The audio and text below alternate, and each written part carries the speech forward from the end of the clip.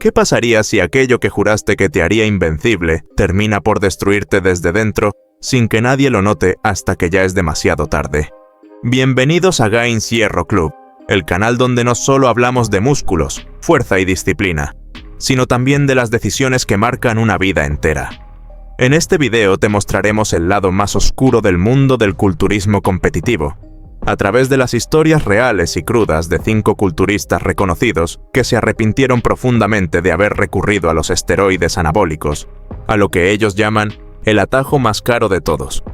Si tú también estás buscando mejorar tu físico de forma natural, controlada y verdaderamente efectiva, te adelanto que en la descripción de este video encontrarás un enlace a una guía de entrenamiento exclusiva, diseñada para llevarte al siguiente nivel, sin poner en riesgo tu salud ni tu futuro. Créeme, querrás echarle un vistazo. Quédate hasta el final, porque lo que vas a descubrir podría cambiar tu forma de ver este mundo para siempre. Durante décadas, el culturismo ha sido sinónimo de cuerpos esculpidos al límite de la perfección humana, físicos que parecen salidos de una película de superhéroes y que despiertan admiración, envidia y deseo en partes iguales. Sin embargo, detrás de cada línea de definición extrema, de cada músculo perfectamente bombeado y cada vascularización impactante, se esconde con frecuencia una verdad que muy pocos se atreven a contar en voz alta, y mucho menos con nombres y apellidos. Hoy vamos a sumergirnos en la verdad sin filtros, y lo haremos a través de 5 hombres que, en su momento, fueron aplaudidos, seguidos y convertidos en referentes absolutos del culturismo de alto rendimiento, pero que con el paso del tiempo decidieron confesar públicamente lo que ese camino les costó, lo que los esteroides anabólicos les quitaron, y cómo, aunque muchos llegaron a lo más alto, no pudieron evitar que sus decisiones los persiguieran hasta el final. Caso número 1. Tom Platz y el día que dijo basta. Tom Platz no era un culturista común. En una era dominada por nombres colosales como Arnold Schwarzenegger, Frank Zane o Franco Columbu, él logró diferenciarse no solo por su estilo de entrenamiento salvajemente intenso, sino por unas piernas tan descomunales que parecían esculpidas por dioses obsesionados con la hipertrofia. Su presencia en el escenario era hipnotizante, sus entrenamientos eran legendarios, y su nivel de entrega física y mental lo convirtieron en uno de los íconos más respetados y aclamados de toda la historia del culturismo. Sin embargo, detrás de esa imagen de guerrero griego viviente, se escondía un relato mucho más humano, más vulnerable y mucho más aleccionador de lo que muchos quisieran admitir. Durante sus años de competencia, Tom Platz no solo entrenaba al límite, sino que formaba parte de un entorno en el que los esteroides anabólicos eran tan comunes como los batidos de proteína. Un mundo donde el uso de compuestos como la testosterona, el decadurabolín o el dianabol no se discutía, simplemente se asumía, como si fueran una herramienta más en el arsenal de todo culturista serio que aspirara a los primeros puestos. Nadie hablaba mucho del tema, pero todos sabían que, si querías estar en la élite, tenías que meterte en el juego. Y Tom, como todos, lo hizo. Lo que nadie podía anticipar era el nivel de compromiso con el que él abordaba absolutamente todo, incluso el uso de sustancias que poco a poco comenzaron a romperle el cuerpo desde adentro. Platz llegó a admitir que su relación con los esteroides fue escalando progresivamente. Al inicio, como para muchos, era algo puntual, algo medido, algo casi experimental y controlado dentro de los parámetros médicos de la época. Pero con el tiempo, conforme aumentaban las exigencias de los jueces, la presión del entorno, la necesidad de mantenerse en la cima y la ansiedad por no ceder un milímetro frente a sus competidores, los ciclos comenzaron a alargarse. Las dosis se volvieron más agresivas y su percepción de lo que era normal comenzó a distorsionarse al punto de que ya no se sentía el mismo si no estaba bajo los efectos de alguna sustancia que lo mantuviera creciendo, bombeado, despierto y cada vez más grande. Llegó un momento en que su vida giraba exclusivamente en torno al físico. No importaba qué comía, cómo dormía o con quién hablaba, todo pasaba por el filtro de si eso contribuía o no a mantener el tamaño, el tono, la forma, la condición. El espejo dejó de ser una herramienta para medir progreso y se convirtió en un tirano silencioso que lo juzgaba a cada hora del día. Si estaba más plano que ayer, se culpaba. Si sentía menos bombeo, se preocupaba. Si no sudaba como una bestia en cada serie, sentía que estaba perdiendo la guerra. Y así fue como, sin darse cuenta, cruzó la línea invisible que separa al atleta del adicto. Porque ya no entrenaba por pasión, sino por necesidad. Ya no comía para nutrirse, sino para llenar un molde artificial que él mismo había creado y que cada día le exigía más. Años después, Tom Platz relató que hubo un punto de quiebre silencioso, un instante que no ocurrió en el escenario ni bajo las luces del gimnasio, sino en la soledad de su casa, cuando al mirarse al espejo no sintió admiración, sino miedo. No miedo a los demás, sino miedo de sí mismo, de lo que había permitido, de cómo había normalizado una conducta autodestructiva bajo la máscara de la disciplina y la superación personal. Fue ahí cuando entendió que estaba perdiendo el control, que no era dueño de su cuerpo, sino rehén de él, y que cada ciclo que prolongaba, cada nuevo compuesto que añadía, lo alejaba más de su humanidad y lo acercaba a un punto de no retorno. Su salud, aunque no colapsó de manera inmediata, comenzó a mostrar señales de desgaste. El sistema hormonal, alterado por años de manipulación exógena, dejó de funcionar con naturalidad. La producción de testosterona propia se redujo drásticamente, el insomnio se volvió habitual, los estados de ansiedad crecieron y la sensación de fatiga crónica se convirtió en parte del día a día, a pesar de seguir luciendo como una estatua de mármol humano. Pero tal vez lo más devastador no fue lo físico, sino lo emocional.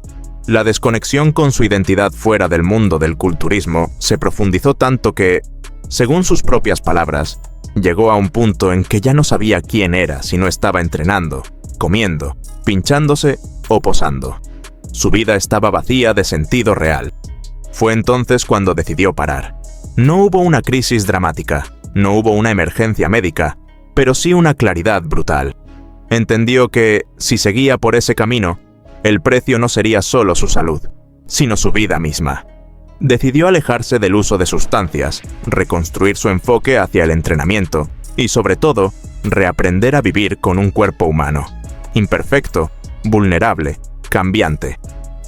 Lo que muchos no saben es que tras dejar de competir, Tom Platz se dedicó durante años a la enseñanza, a compartir no solo técnicas de entrenamiento, sino también advertencias muy serias sobre lo que implica sacrificarlo todo por un físico que, al final del día, no te asegura ni felicidad, ni paz mental, ni plenitud. Hoy en día, cuando se le menciona, muchos recuerdan sus legendarias piernas, su intensidad inhumana en sentadillas y sus frases motivadoras, pero muy pocos conocen esta otra faceta. La del hombre que lo tuvo todo, y que un día, en silencio, se dijo a sí mismo: basta. Una decisión que no fue fácil, pero que fue valiente, porque en un mundo donde el tamaño lo es todo, retirarse para salvar tu alma requiere más coraje que cualquier levantamiento en la plataforma. Si hasta aquí esta historia te parece reveladora, te invito a que te suscribas al canal y le des me gusta a este video, porque todavía nos quedan 4 historias más que son igual o incluso más impactantes, así que quédate con nosotros hasta el final. Caso número 2. Flex Wheeler y el costo de la estética perfecta. Kenneth Flex. Wheeler fue considerado durante mucho tiempo uno de los culturistas más estéticamente perfectos de la historia, con líneas suaves, simetría impecable y un control muscular que desafiaba lo posible. Sin embargo, su carrera estuvo marcada por el uso constante de anabólicos, insulina y hormona de crecimiento, una combinación que muchos consideraban el cóctel mortal del culturismo moderno. Wheeler reveló años más tarde que su salud se deterioró al punto de tener que someterse a un trasplante de riñón y vivir con una enfermedad crónica que afectaba su calidad de vida cada día. Pero lo más desgarrador fue cuando confesó que por años se sintió invencible, que los resultados le hicieron creer que nada podía salir mal y que el físico lo era todo, hasta que su cuerpo simplemente dejó de responder. En sus propias palabras dijo: «Me construí una cárcel con mi propio cuerpo. Y cuando quise salir, ya era demasiado tarde. Me había convertido en una imagen, no en una persona». Su historia resonó en miles de atletas que veían en él un referente de perfección física, pero que nunca imaginaron el sufrimiento silencioso que venía junto a esa imagen. Un recordatorio brutal de que los cuerpos de portada no siempre reflejan la salud real de quienes los habitan. En la descripción de este video encontrarás una guía de entrenamiento completa que puede ayudarte a desarrollar tu mejor versión de forma consciente, sin poner en riesgo tu salud. Es un recurso pensado para quienes buscan resultados duraderos y reales, así que si estás listo para cambiar tu vida, ahí lo tienes. Caso número 3. Dorian Yates y la oscuridad que nadie ve. Dorian Yates no fue simplemente un culturista exitoso. Fue un fenómeno que cambió por completo la historia del fisicoculturismo profesional. Cuando apareció en la escena a principios de los años 90, rompió todos los esquemas que hasta ese momento dominaban el circuito competitivo. Ya no se trataba solo de simetría, proporción y estética clásica como la que representaban leyendas como Frank Zane o Lee Labrada, sino de masividad brutal, densidad muscular casi irreal y una apariencia que parecía sacada de una caricatura de superhumanos. Con su estilo de entrenamiento de alta intensidad, su enfoque metódico y su mentalidad implacable, Yates dominó el escenario del Mr. Olympia durante 6 años consecutivos y marcó el comienzo de una nueva era, que muchos aún hoy consideran la más exigente y radical de la historia del culturismo moderno. Sin embargo, lo que muchos no sabían, lo que no se mostraba en las revistas ni en los videos de competencias, era que esa apariencia de fuerza invencible escondía una fragilidad profunda, una lucha interna que Yates no supo enfrentar hasta muchos años después de su retiro. Dorian no era un showman ni un personaje mediático, era un hombre reservado, meticuloso y profundamente introspectivo que construyó su físico en las sombras, lejos de los reflectores de California y los gimnasios famosos, entrenando en su sótano en Birmingham, Inglaterra, en un entorno que reflejaba su visión, oscuro, crudo, sin lujos, sin espejos, sin excusas. Y ese mismo aislamiento, que al principio fue su ventaja competitiva, terminó convirtiéndose en una prisión emocional. En múltiples entrevistas posteriores a su retiro, Yates confesó que durante sus años como campeón vivía atrapado en una rutina monótona, mecánica y completamente centrada en su cuerpo, en los números, en las dosis, en las medidas, en los gramos de comida exactos, en los ciclos de esteroides que cada año se hacían más agresivos y menos sostenibles, en los chequeos constantes para asegurarse de que el corazón aún resistía y los órganos no estaban colapsando bajo la presión química constante que lo mantenía en la cima. Uno de los aspectos más dolorosos de su historia es cómo el éxito, en lugar de liberarlo, lo encerró aún más en un rol que ya no sentía propio. Llegó a declarar que cada vez que ganaba una nueva competencia, en lugar de sentir felicidad, experimentaba una especie de vacío frío, como si todo su esfuerzo no hubiera valido nada, porque la satisfacción duraba apenas unas horas y después lo único que quedaba era la ansiedad de tener que defender el título, volver a crecer, a mejorar, a mantener un estándar que su cuerpo y su mente empezaban a rechazar. A medida que pasaban los años y las lesiones comenzaban a acumularse, Dorian empezó a sentir que su cuerpo ya no era suyo. Una rotura de tríceps, una lesión en el bíceps, múltiples desgarros musculares que ya no cicatrizaban como antes, fueron señales que decidió ignorar, porque el miedo a dejar de ser el campeón era más fuerte que la lógica médica o el sentido común.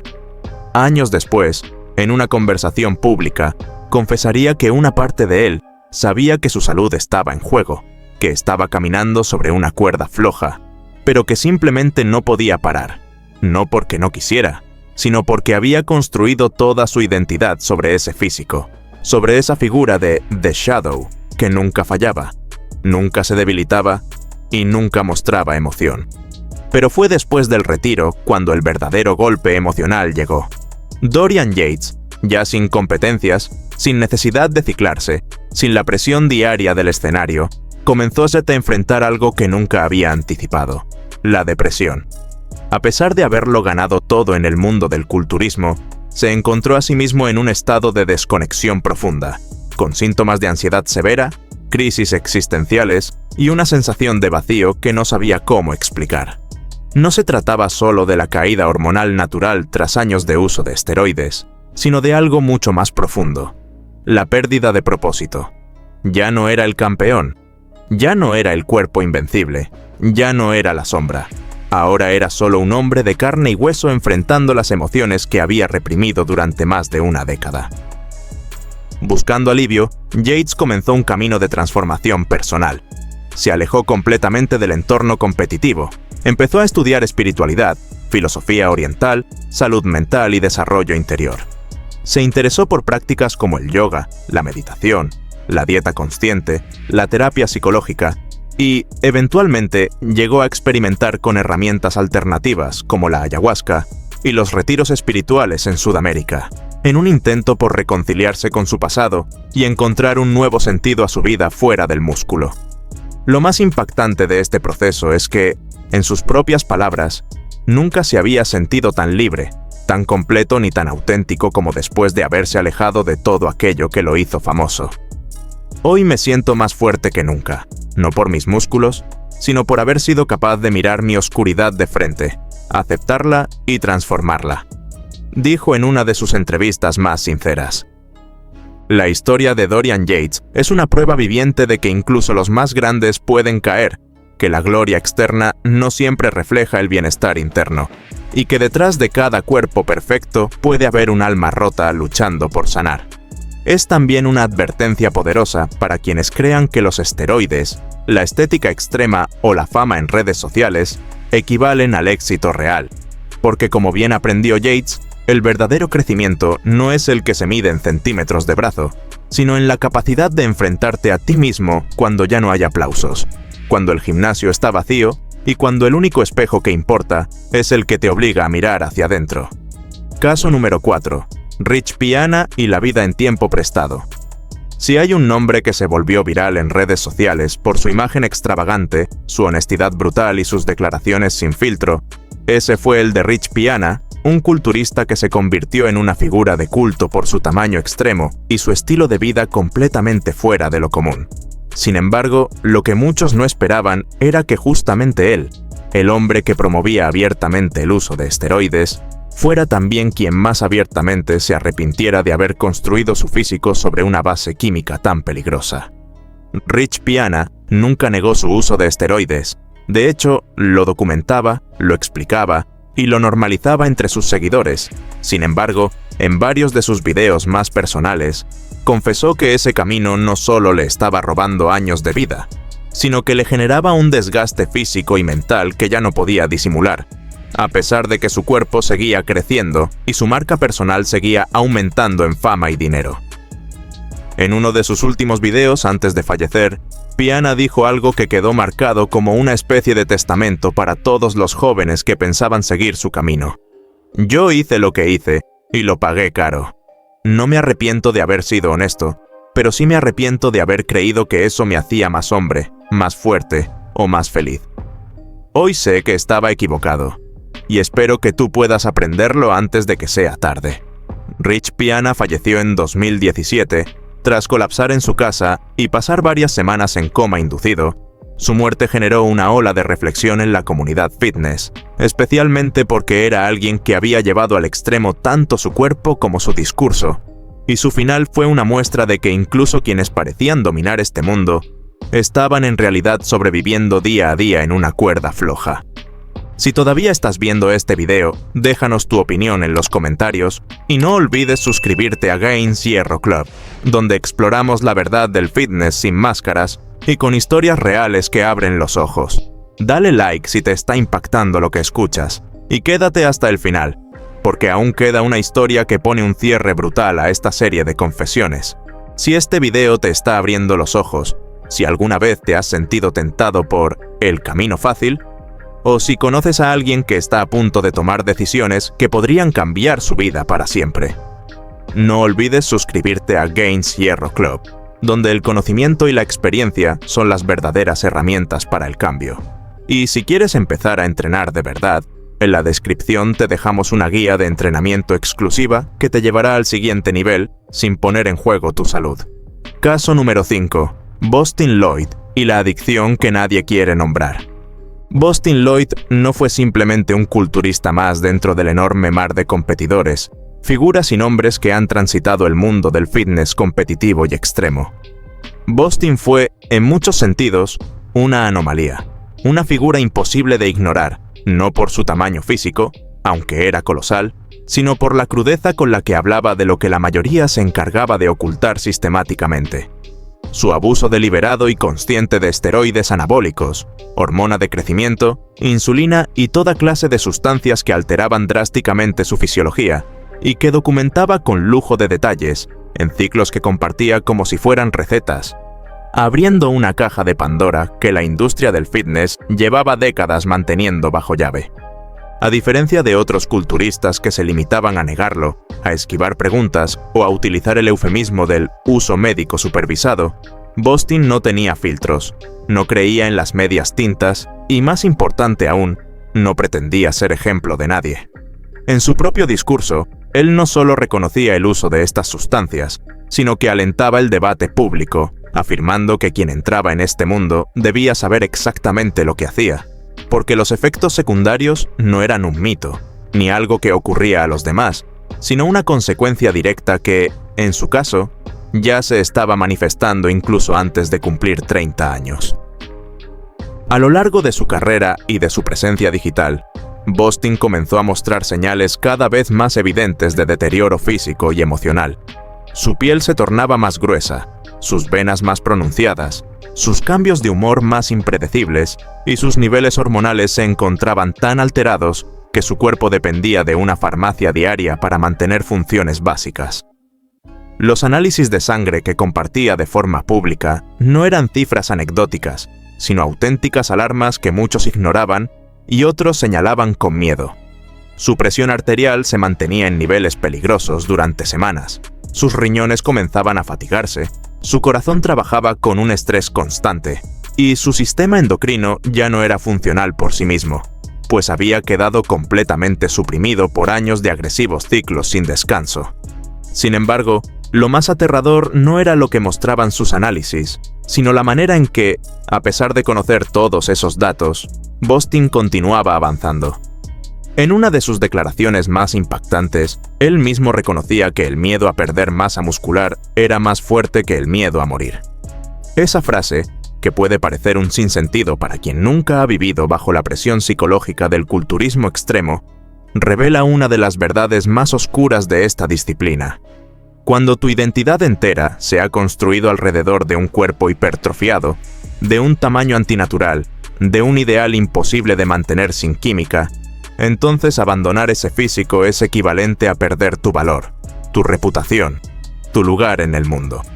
Para Bostin, cada pinchazo era una afirmación de poder y una negación del miedo. Pero con el tiempo, ese poder se fue convirtiendo en necesidad, en dependencia y finalmente en una adicción tan profunda como invisible, porque no se trataba solo de una sustancia, sino de una forma de vida que lo obligaba a mantenerse en un estado de crecimiento constante, aun cuando su cuerpo pedía ayuda a gritos. En los últimos años de su vida, sus redes sociales empezaron a reflejar un cambio de tono. Ya no eran solo ciclos y consejos de química, sino mensajes donde la desesperación se filtraba entre líneas, donde hablaba de que su salud estaba colapsando, de que sus niveles hormonales estaban fuera de control, de que su fertilidad estaba comprometida y de que su cuerpo ya no respondía igual. Pero aún así seguía porque no sabía vivir de otra forma. Tenía un hijo pequeño y una pareja, pero la adicción era más fuerte. No era solo física, sino emocional, y aunque lo sabía, no podía dejarlo.